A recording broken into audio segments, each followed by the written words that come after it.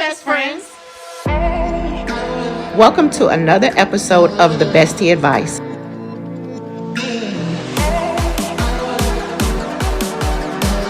where we discuss all things relationships.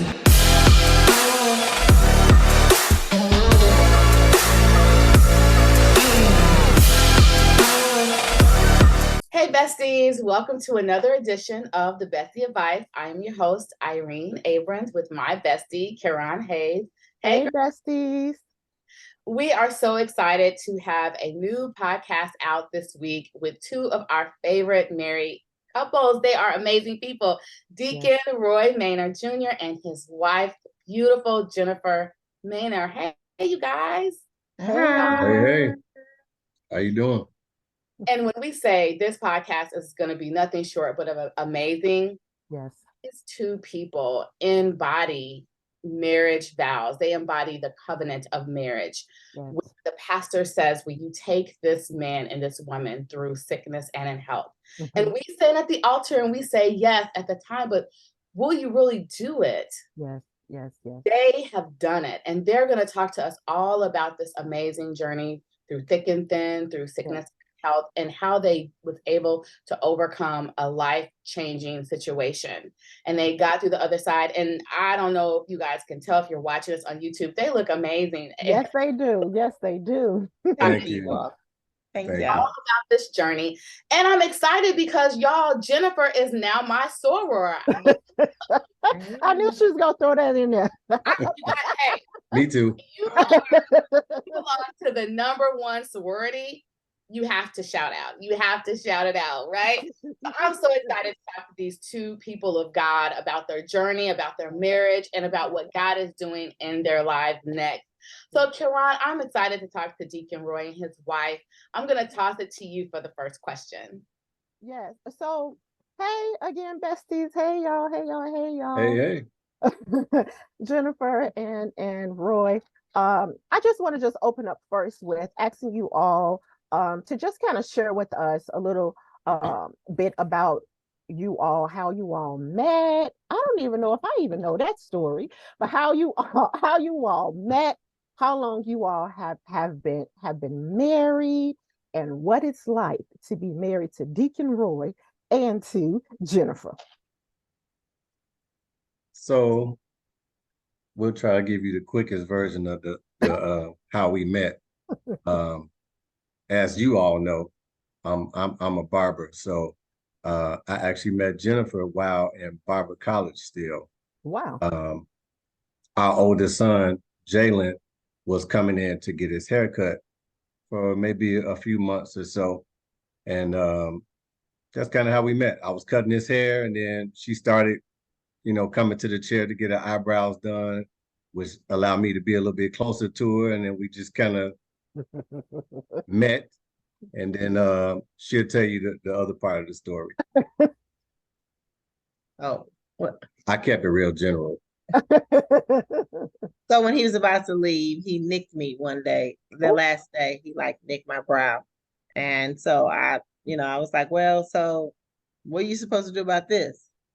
And then he just gave me his card and he was like, well, and how was Jalen gonna get his haircut, going forward? So he was like, oh, well, I'll do house calls or whatever. So that was kind of all she wrote. And 2023 is like the 20th year since we met. We met May 2003. So, wow. We've known each other for 20 years this year. So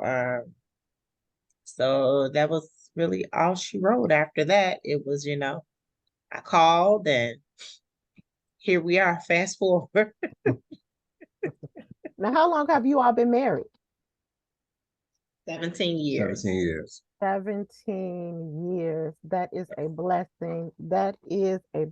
And do you all have children? I mean, I don't know if you all have children. Do you all have any children? We do. We have Jalen, he's 25, and then we have Jared, he's 13. And do we have some bonuses? We do.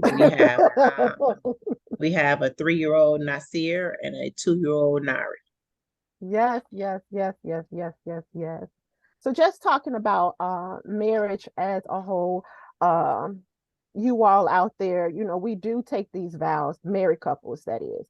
we say these vows to our husband and our wife, usually at the altar, the pastor's there before us, and we're so excited. We're saying, yes, I do, I do, I do, I do, through the entire thing, through for better or for worse, for richer or for poor, in sickness and in health, to cherish and to love, to death do us part. We're excited, we're saying that, but then life happens.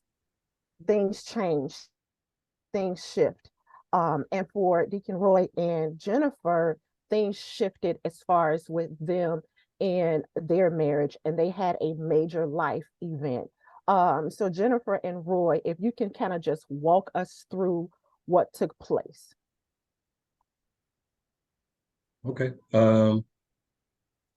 November 2021. November 2021, Jennifer was diagnosed with breast cancer. Obviously it came as a shock. We didn't see it coming. Yeah. But God was all over that thing even before we knew she was diagnosed. Early detection, she'll tell you, is a great thing, and doing your breast exams is a Yeah. great thing because she actually found it on her own. Okay. So that was November. Starting in January 2022, we did the chemotherapy. We've been through radiation. We've been through surgery. Yeah. We've been through chemo again. Yeah. And so I mean, it was a looking back, it wasn't that long of a journey, but it was long enough for us because it's a scary thing to be dealing with. Right. But Right. that's just my version of what we went through with that major life event. Yes. Well, not my version, but Yeah. what I Yeah. have to say about it. That's what happened. Right. That's what happened. Right. For what was that like for you? Yeah. Mhm. Mm-hmm. So, as a healthcare provider, so when I found the mass myself, it was the day after my birthday. So, Wow. that just to be used, this is uncut, right? All right. Yeah. Yeah. Yeah. So that was like, oh wow, this is the birthday gift, So, Yeah. after palpating the mass on my breast, I knew exactly what it was before any scan. So that night seemed like the longest night ever. Mm-hmm. And so that's why I say, self breast exams are paramount. Yeah. I didn't have no family history of breast cancer at all.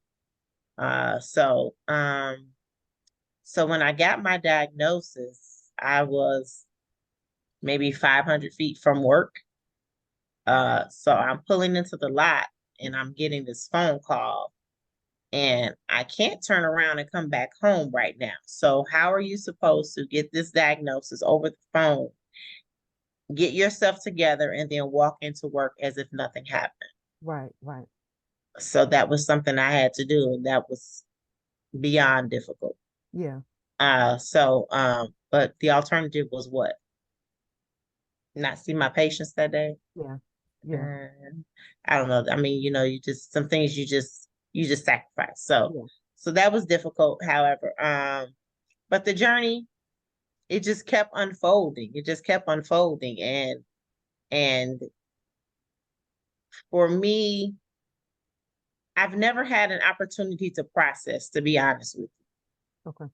I've never had a downtime to say, "Hey, wait, I have breast cancer." Mm-hmm. My lifestyle didn't afford me that, to say pause, no work, no this, no that, So even now, I've never actually had a time to process. This is what I went through. So, Mm-hmm. um, here we are on the other side.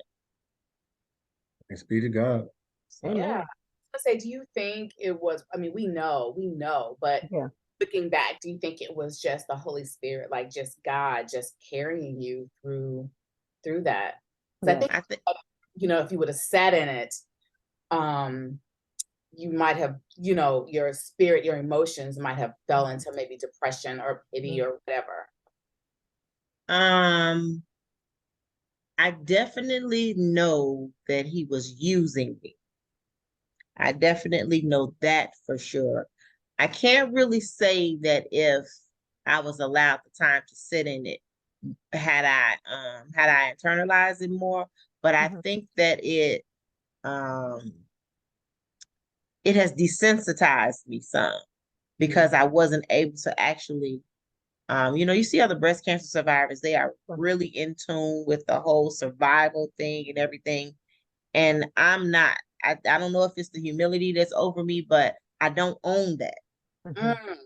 Mhm. I don't own that survivorship or that, how you say, oh, you survive. I don't own that. I mean, because I don't think that I'm responsible for that. That's Mhm. God. That has nothing to do with me. So I don't even want that. Like when people be like, "Oh, you're a survivor," and I'm like, "Am I?" You You said know, to God be the glory. right? So Mhm. I think that as far as um desensitizing period or whatever, I don't know. Mhm. That's just how I feel about that. Yeah. So but definitely knowing that, that I was supposed to do all of that at that time and I was supposed to do it. Yeah. That I am sure of for sure. It's funny how you said that, you were pulling into the parking lot, you're 500 feet away from your job, and it's like, do I make an about face, bust a U-turn, go back home, or do I go into this building? It's basically giving me life goes on. Because even though I kind of sense what they're getting ready to tell me on this call, um, life still goes on. So talking about life still going on, I know Rose in your house, especially when you probably around the time, you're going through chemotherapy and all of that. I'm sure the roles and the responsibilities in your home had to shift. So, and everybody's marriage, everybody's home, everybody's house is different. I may be doing the dishes and my husband may be taking out the garbage, or vice versa. Maybe I'm taking the garbage out and he's doing the dishes. He may be cooking and I'm mowing the lawn, whatever it is. How did that kind of shift and change with you all? Because again, you still have children, you have your grandchildren. Deacon Roy, you still had to go to work. Jennifer, you were still working. So how did you all kind of shift roles during that time? I think at that time and during that time, um, roles were kind of all over the place. Obviously, going through the chemotherapy and Mhm. everything, Jennifer was a lot more fatigued, and Yeah. the stress levels were different. The Hmm. triggers that just make her emotional and all of that. Everything was kind of different with that. Me being Hmm. a me being an entrepreneur, um, looking back, we will both agree that the right move probably would have helped a lot if I was maybe um, working another type of job so that she wouldn't have to work. But at the same time, looking back, I guess I kind of understand the way God had the thing set up, because Hmm. I would have been way less available for support for chemotherapy and for the kids, the grandkids, and some of the other outside stuff. My schedule was a lot more flexible, so I was able to do a lot of the outside stuff. But at the same time, I'm the man of the house. At Yeah. the same time, my wife is dealing with breast cancer, and I have to be as available, for her as possible. Did Yeah. it all go the way we thought it should have went? Right. No. But again, that's how you know when God is taking you through something. You make your mistakes, you go through and all of that. And when you make Yeah. it on the other side, all you can say is that only could have been God. So Yes. to answer the question, the roles were kind of like changing from day to day, week to week. Sometimes Hmm. I could, Hmm. sometimes, she was still going to work, and it started out being, doing some kind of like over the phone work, seeing patients, but then it got Yeah. to where she had to actually go in and see patients on days when she didn't feel good. And I hated that, because it's Yeah. like, I can't do anything about it. I can do something about it, but what I could have done about it would have changed things even more. So Yeah. it was definitely tough. That speaks to, God and Hmm. Jennifer's strength to be able to do that. Yeah. And I just want to add this. You didn't ask me this question, but during the time No, go ahead.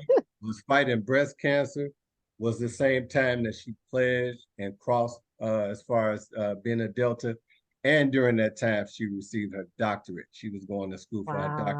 She did all Wow. of that Wow. Yes. um, during that period. So that the strength that she showed and what God was able to do through her was just remarkable. Even now, still, it's still a tough road, but God